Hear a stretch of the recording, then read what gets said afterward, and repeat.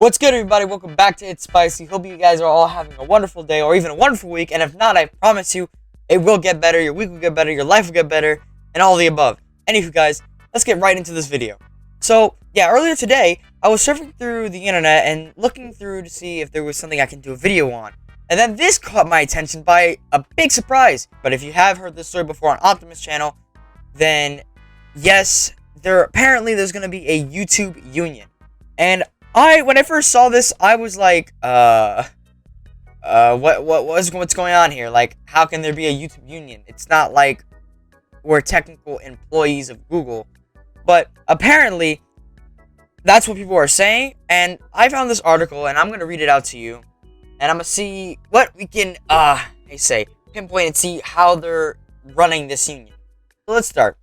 The YouTubers Union is led by Berlin-based YouTube Yours Brevet. I don't know how to pronounce his name, so if you guys are pissed at me, I'm sorry. Whose slingshotted focused channel has more than 2 million subscribers. I wish I had that. And recently announced a partnership with IG Metal. Okay. The largest trade union in the EU, so the largest trade union in Europe. IG Metal was originally a metal workers union based in Germany, but has expanded to cover other industries. In the past several years, it has taken one more white-collar workers in engineering and IT management. Okay, so apparently this YouTuber that's from Berlin is using a different company to, start this YouTube union. And now, let's go to the second paragraph. The YouTube union will not be a real union under the IG Metal umbrella. Okay, so it's not a technical union. And they have no intention of holding an election or bargaining with YouTube to establish a contract. In effect, they're running a public pressure campaign with the help now of powerful political body. Wow. So I'm guessing they actually have legal action against YouTube. Oof, this is going to be interesting to see. This week, they've launched what Sparva is calling the internet movement. We had so many movements in this country. If you're not from the United States, if you know any history from it, we've had so many movements against stuff like this, or when it comes to pay, or even racism or sexism. At this point, I'm surprised that this is happening now. Why didn't this happen earlier? Is what I'm trying to say. The 1,800 members, the 1,800 members of the YouTube Union are collectively protesting changes to YouTube's advertising rules. So, basically the ADPOCALYPSES, which date back to spring of 2017. And are currently, I don't know how to pronounce that word, known as the ADPOCALYPSE. So yeah, the ADPOCALYPSE, where everybody was complaining because they weren't making any money. So far, no major YouTube stars have publicly endorsed fair YouTube. So fair, basically their words, fair rights, likely at least in part, because FairTube is protesting what is considered special treatment for big moneymakers. Okay. That's a weird way of seeing it, because these guys just want to have monetization back, and honestly, I can't blame them. YouTube has done a lot of things to other YouTubers. I mean, I can't say it's happened to me, because my main channel, or my other channel, Nerved, only had 4,000 subscribers, and I was barely getting any views regardless. But I have a feeling this YouTube algorithm was the reason why I couldn't get any views on top of that, because the only thing that was ever getting views is the Crafting Dead videos, so I'm assuming that's probably why. Anywho, let's continue on with the next paragraph. At the time, YouTube gave advertisers more control over what content their ads appeared next to and rolled out brands, and they call it brand safety. Features that YouTubers like Sprivet have railed against ever since. Okay, so they're railing against it. Their argument essentially is that YouTube has become a sanitized media company where they're prioritizing brand deals with the big celebrities at the expense of allowing independent creators a fair shot at making a living. Though, as Edward Elswing Jr. pointed out for Vice, this type of inequality existed on the platform before the advertising changed, and the top 3% of YouTubers were already getting close to 90% of site traffic. Alright, so that's the first few paragraphs. Let's get to the next one. FairTube's demands are published on its website. They have a whole website about it. Participants are asking YouTube to make public all decisions criteria that affect monetization and views of videos. I could swear, did I read that correctly? Participants are asking YouTube to make public all decisions. Whenever a video is demonetized, i.e. prohibited from running ads due to a community or content guideline violation, I honestly don't know why their YouTube is being so cleanly now. Like, I don't understand why. To provide the YouTubers Union with a contact point within the company, allow YouTubers to contest demonetization decisions, create an independent mediation board, and allow YouTubers, formal participants, an important company decision. For example, through a YouTuber advisory board. Okay, so they're asking for a lot. So they're basically asking for partial control. According to YouTube, the company has been taking steps to improve transparency and communication in past 2 years, most notable implementing a strike system, which more consistency for policy violations. YouTube also says it's asking for its creators' feedback when launching new features and products. Okay.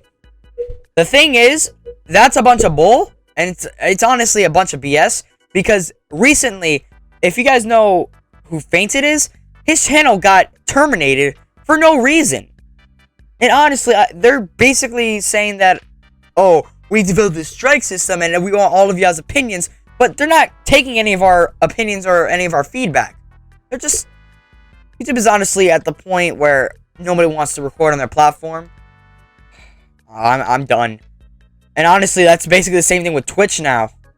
But that'll be for a later video. A YouTube spokesman provided Vox with this statement. We deeply invest in creators' success. That's why we share the majority of revenue with them. We also need to ensure that users feel safe, that advertisers feel confident that YouTube is safe for their brand. We take lots of feedback and we work to get this balance right, including by meeting the hundreds of creators every year. However, contrary to what is being claimed, YouTube creators are not YouTube employees by legal status. So apparently, YouTubers that are like big and out there that are making decent money or were making decent money, they're calling themselves YouTube employees, even though technically they're not YouTube employees. But Google, who runs this whole operation, they're treating the content creators like they're basically like they're our employees. Like they're enforcing this stuff. Like saying, oh, you do this, that's it, you're fired. Like, for example, you do this, you're fired. Like, YouTube is a place for anybody to just upload a video and, like, you know, share their thoughts or do something and entertain people or whatever their intentions are. I understand if they want to get rid of malicious intent, but YouTubers such as Vanos Gaming, I Am Wildcat, Fitz, those 3 examples of YouTubers are guys who do have a lot of swearing, and Fitz is known for having very, very offensive content. But the thing is, that's how they drag in their audience. That's how they get their sub count, and they are seen as funny. Like, I understand that YouTube doesn't like that, but you shouldn't demonetize a channel when they have a decent audience, and you have a lot of people going off on you for demonetizing or terminating channels with no reason. The community guidelines are honestly getting updated every single year, and they're changing to the point where no one's gonna want to record on YouTube anymore. I give it like 3 years from now. 3 years from now, YouTube is going to be a dead area to go to for all types of content. It's ridiculous. It's honestly ridiculous. Anywho, let's continue with this. Let's go with the next paragraph. Sprave tells me the group is also alleging that YouTube regularly violates the EU's General Data Protection Regulation law. In January, Google paid a $57 million fine to the EU for not properly disclosing its data collecting participating users or practice to users. His argument is that by sorting and tagging YouTubers' videos in ways the creator can't see or understand, the company is violating the GDPR's directive not to generate data about users without telling them. They're basically being an unfair company in a way, because like they're not informing, or how they're calling themselves so-called employees.